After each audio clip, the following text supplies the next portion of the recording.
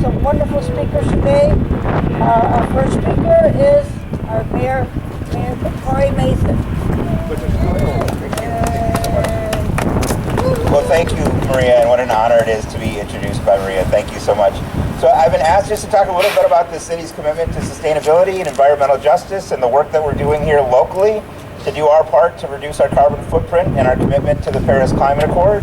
So I'm just going to talk about a few of the things that we've been working on. So if you've driven past City Hall lately, you may have noticed this giant sort of solar panel that's sitting there. That is an electric charging station for vehicles that are electric vehicles who can plug in and do that, and it's all solar powered. So we're really excited about the work that we've done there.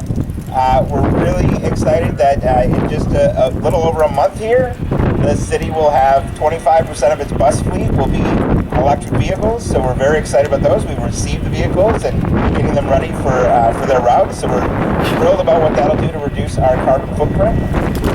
We are very excited about the solar field that we put on the industrial park. If you go down South Memorial Drive and drive past it, you'll see a multi-acre solar farm that we did in conjunction with We Energies. We're really excited and thrilled about that. And we've begun to look at our own buildings in earnest and figure out what our carbon footprint is and what we can do to retrofit our buildings or build them anew in ways that are not only more useful for the 21st century, but in line with our values and reducing our carbon footprint and the impact that has on our climate. And just now, I came from another event where Governor Evers was here to announce $35 million for the Lincoln King neighborhood, $20 million of which will go towards the Lincoln, the new Racine Community Health Clinic right next to Julian Thomas School, and it is our ambition to make that a low or no carbon building. So we are setting out to build new spaces that are appropriate for the next century. So we're really excited about what that work means.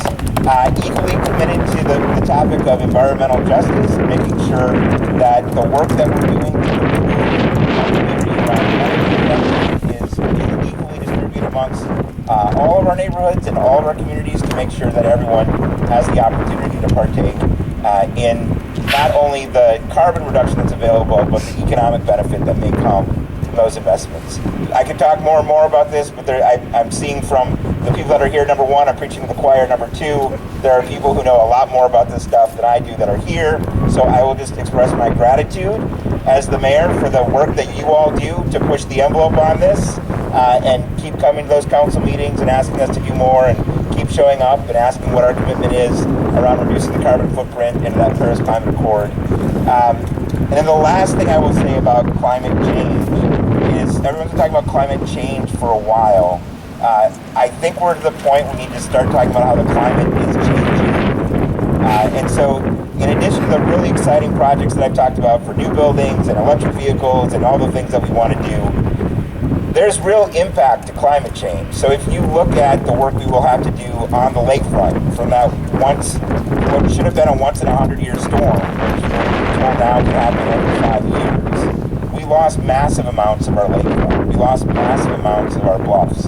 As storms become more frequent and more severe, we're being told we have to build something back that is more resilient for the frequency of the storms we're going to see. And then on top of that, because we get storms that are so powerful and infrequent, we have to upscale all the pipes that run underneath the city to take our water and storm water and wastewater back to the plants. Those projects are so not only is climate change and the carbon that we're emitting bad for our future, bad for our kids, it turns out it's also really expensive for taxpayers. We'll spend tens of millions of dollars dealing with the changes that climate change have at our doorstep, between the damage to the lakefront and upsizing our infrastructure just to deal with the additional water capacity from more frequent and more powerful storms. So for all those reasons, we are deeply committed to a future that reduces our carbon footprint with the entire community in the process of building a new future. less carbon, and more of a future for our kids. Thanks, everyone. Thank you, Mayor Mason. Our next speaker is Kim Simpson and Sophie Shulman. They're Kenosha residents who have worked with sustainability initiatives with Catholic College. Followed their own LLC and created a Kenosha Solar Group 5 for the city of Kenosha. They will discuss how their work showed that small steps towards fighting global warming can compound and grow into bigger change.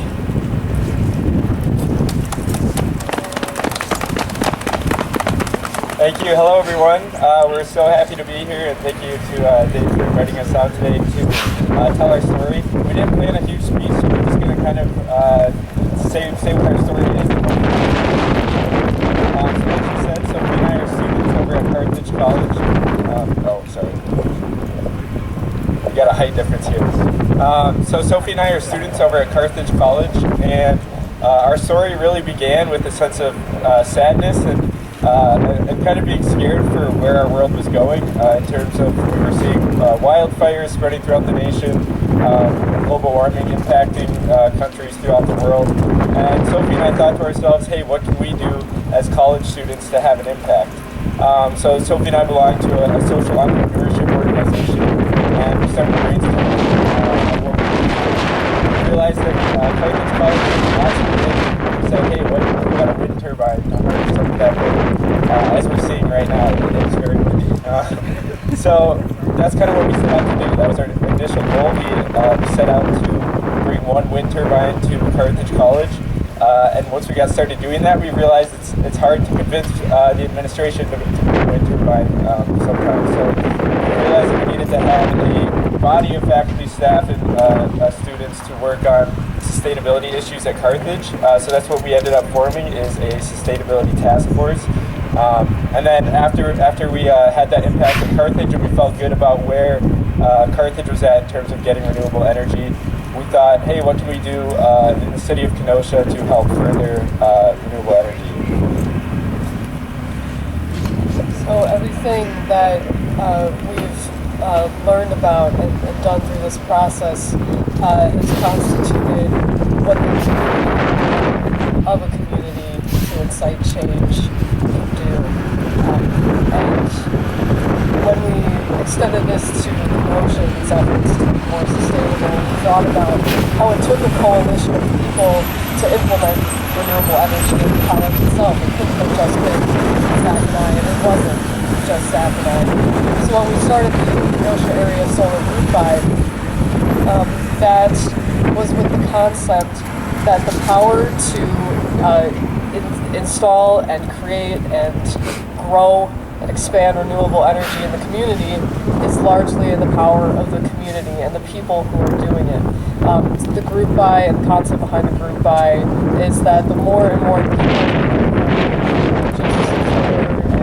inside the community, the more and more benefits everybody in the community would reap, in this case financially, but environmentally as well, of course.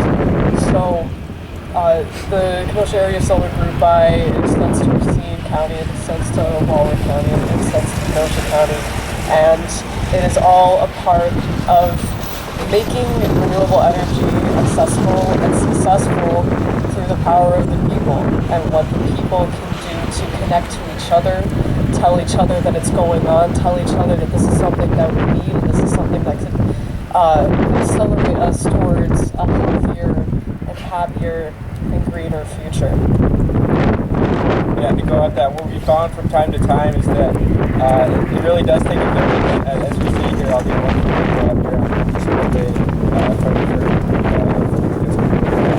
it really does take a village, but it starts with individuals. It starts what we want to be is, just take the first step and whatever do care, and we'll hop on. And that's a perfect segue into my next plug. We have a sustainability summit coming up at Carthage College on April 2nd. So lots of us students have been working to organize this summit, and we're really excited about the speakers we're bringing in and the dialogue that's taking place. Pastor Jonathan will be speaking there, so you cannot miss it. So just look it up on Google and it should come up, but we'd love to have all of you there. It's free to attend. But thank you so much again for the opportunity to be here. It's very inspirational seeing everyone out here. So we're happy. Tell them about beer drinking Tuesday night. Oh, that's right. We also have another event for the solar for the Kenosha area solar group by over at Public Craft. We are hosting a free solar session at 7 o'clock. So we'd love to have you guys to come and enjoy some beer and learn about solar. Two favorite things everyone has. So, yes, thank you again. Thank you, Zach. Thank you, Sophie. Thank you for the information. Our next speaker is Jim Fergus. He's a longtime long-time resident of Racine and former middle school teacher. His family transitioned to electric vehicles, and he will discuss how making the earth-friendly decision has improved his life. Jim? Good morning.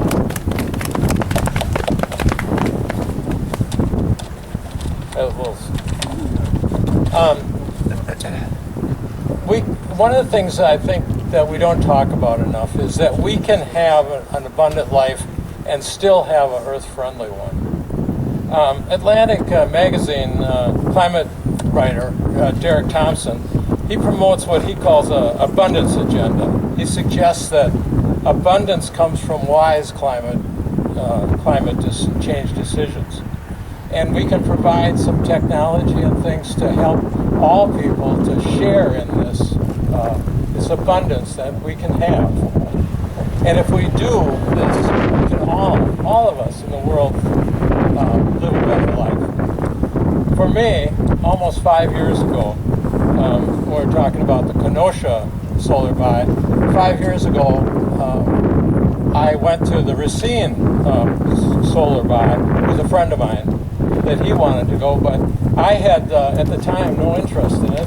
I thought it was expensive and that I didn't know anybody who had solar panels.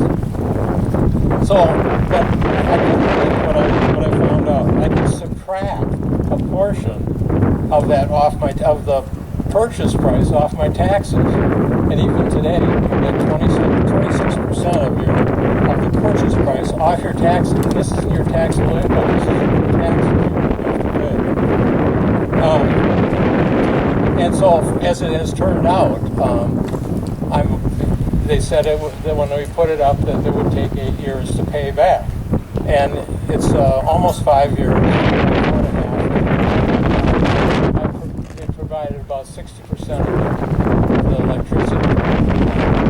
60% is paid off from it. It's been paid off from what we've made.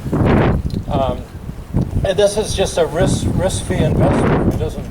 There's no maintenance. It's just a very simple thing. On top of that, what we didn't know is that the energy would buy it back. And when I went from being reluctant to really saying, when can I sign up? I got to do this. Unfortunately, I just had an aside. My bill isn't completely zero. The power plant in Prairie. In the future, will probably be a power plant in the creek. But besides that, it just really turned out to be gone in the wrong direction.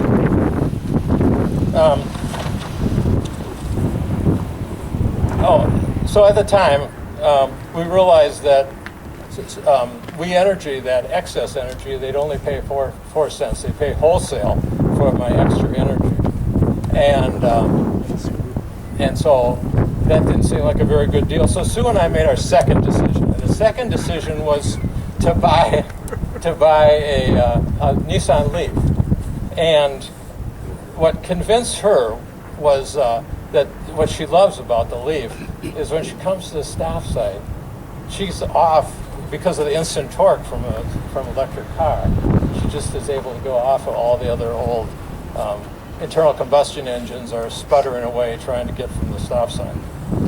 She told me not to say that because she didn't want everybody to know that she is a speedster.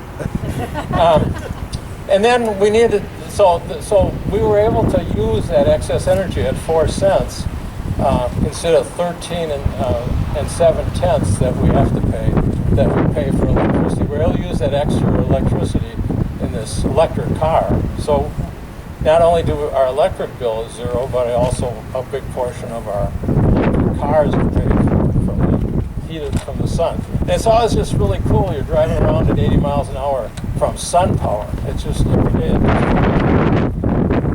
So we decided that we liked this so much that, and we needed another car, that we bought a Tesla. And Sue, my wife, said, "There's no way I'm going to the gas station anymore. We have to have another electric car." So we pushed our budget a bit and we bought a Tesla. So what it means is no servicing. There's no oil change and that kind of stuff. For the Tesla, when we had our cabin air filter changed, the serviceman came to the driveway and fixed it. So that was a real good deal. But the best thing, I tell you the best thing about having a Tesla is I come to the stop sign and a young person, younger, much younger than me, obviously, is next to me and rolls down the window and says, "You are too cool." And for me, that's quite a deal. So you might think that my life is everything is old and run down, and I guess in the case it is. So the next thing Sue and I did was we realized that natural gas stoves were really dangerous to have, but we've always loved cooking on gas. It's just something we've done all our whole life. And so we bought an induction range that uses magnets to heat the pan. And it's energy efficient, it's fast, it's really a good deal. And what I found out last week was about a month ago, Stanford University did a study on gas stoves and found that 3/4 of the methane that comes from the stove is when it's off. Not when it's on, when it's off, because there's so many leaks. And that even includes new stoves. So anyway, so it's light to cook with, and it's faster, and the element doesn't get hot, so no one's going to get burned like little kids. But last thing is, Saul Griffith has a new book called Electrify Everything, and he writes that you have to focus on decisions that make a difference. Electric vehicles, solar roof panels, and heat pumps. And you might have seen that just yesterday, there's a talk of President Biden doing an energy or an emergency declaration so that people will start making incentives to Europe so that they can have less Russian fuel. One of the things on decisions, so there's a lot of decisions you have to be made, and one of the things is people who do coding and work on computers talk about elegant code. They talk about, or librarians talk about data becoming knowledge. And so one of the things we have to do is work on all of us to be able to make good decisions that are wise decisions. There's so much information out there, and trying to make wise decisions. So that's my first thing. The last thing is that we also have to have a way so that everybody could share in these kind of energy-saving things. So thank you. Thank you, Jim. Our next speaker is the Reverend Jonathan Barker of Racine Church.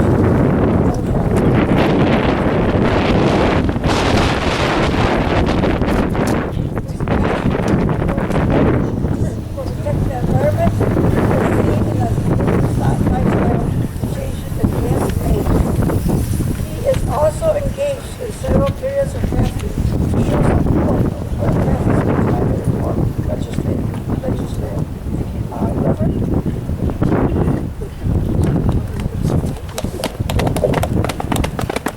Well, thank you so much for having me up here. It is good to be up here in Racine with you all on my 159th Friday fasting for a green future. And I think the last time I was up here with you all, I was on about day 17 of a 22-day hunger strike. So it is good to be with my Racine family and all the wonderful advocates I see out here.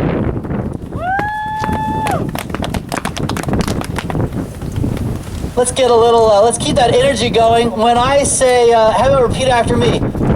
Stop line 5. Stop line 5. Stop line 5. Stop line 5. How about when I say solar, you say power? Solar. Power. Solar. Power. Solar. Power.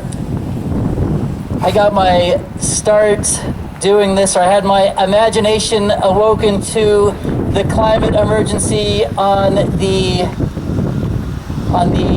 bed of a pediatrician almost 30 years ago. I grew up in Los Angeles, and when I was 7, I missed 30 days of school with respiratory illness. Now, I'll never forget being on the pediatrician's table at the end of that year. My mom was at her absolute wit's end. And she said, "Why does my son keep getting sick?" And the pediatrician, without missing a beat, said, "We see more and more respiratory illness every year among our kids. We see more asthma every year. It's because of all the cars and the tailpipe emissions." And I remember being 7 and thinking, why would the adults pursue a course of action that was making me sick? Why would they poison the air myself and my young peers were breathing? I have to confess, I still find myself wondering that question. And now, not only by wondering why we poison the air that we all breathe, but wondering also, for instance, why we are pursuing a course that will mean we do not have a livable future. It has already been pointed out, climate change is not something that's going to happen decades from now at the end of the century. Climate change is already here. We see it in wildfires. We see it in Wisconsin as we have had both droughts and rainy years. We see it in over 20 events in our state that cost over $1 billion of damages in the last 20 years. And of course, we all have our hearts broken as we look out at the world and we see what's going on in Ukraine. And as we look at that and we hear our president speak, we realize that so much of what's going on internationally is about our addiction to fossil fuels. We have been sending hundreds of millions of dollars daily to Vladimir Putin for years to buy his oil and natural gas. Now we are once again re-engaging with other dictators around the world. We are going to Saudi Arabia asking for them to increase their production of oil. Going to Venezuela hoping they will increase their production of oil. And what we never seem to realize is that our addiction to oil means that we support regimes that have terrible human rights records and oftentimes get our military engaged. So as a pastor, I'm mindful of this teaching of Jesus. Jesus tells us we are to love our neighbors as ourselves. It's the whole thing. Neighborly love. And I think about the ways in which transitioning to solar power, transitioning to powering our cars with the sun, which is really awesome on the electric cars, heating our homes with electric heat pumps. It is an amazing future that's possible. A future that can mean all of our children can breathe clean air and have clean water to drink. There is a future where our children, our grandchildren, our great-grandchildren can have a livable future if we will but transition. We haven't gotten to talk about this yet, but all these solar panels, all these electrical vehicles, all these heat pumps, will create a lot of jobs. And a lot of jobs in Wisconsin that can't be shipped overseas. Woo! A lot of good family-sustaining jobs. there is a tremendous opportunity to have a better world. Will we take it? I'll close with this. It's hard work, right? It's hard work seeing what goes on in our world. It's hard work seeing the amount of greenhouse gas emissions go up year after year. It's hard work to come to events like this year after year and wonder when we will step up to the moment. And yet I've been taking a lot of hope recently in individuals. This past January at my church, we started something called the Mustard Seed Prayer. And it spread beyond our church, and all of a sudden, all these people are praying together, and sometimes fasting together, that change will happen, and it happens every morning. And I'm mindful that small actions multiply. When people step up with courage, when people do things like install solar and drive electric vehicles, all of a sudden other people get excited about that. And so I hope today, as we continue to march forth to Earth Day, I hope as we get ready to continue our resistance to Line 5, I hope as the federal government gets serious in the weeks ahead about a big climate bill that has been delayed time and time again because of one senator we shall not name, that we all feel encouraged to take bold steps. And so let me conclude with this mustard seed prayer that so many people pray daily now. O Creator of the universe, let our leaders take bold action to protect our common home from the climate emergency. Let each one of their actions be guided by love for neighbor, love for creature, and love for all of your creation. And let me be a mustard seed today. And both small and big action, let what I do multiply, so our common home is protected for all creatures. Amen. And if anybody would like to be part of this mustard seed movement, I've got refrigerator magnets I'd be happy to share, and would love to just continue to see this movement to protect our common home spread. Thank you all, and it's so good being up here in Racine again. Love you all. Thank you, everyone. Now I'd like to thank all the speakers. I'd like to thank you for being here as cold day, but we are here because we care. I want you all to please sign the letter to the DNR. It's line 5. Also, please take some of our flyers, some of our information. Again, thank you all. And remember, next week we'll meet at the Racine Public Library for a presentation on missing and murdered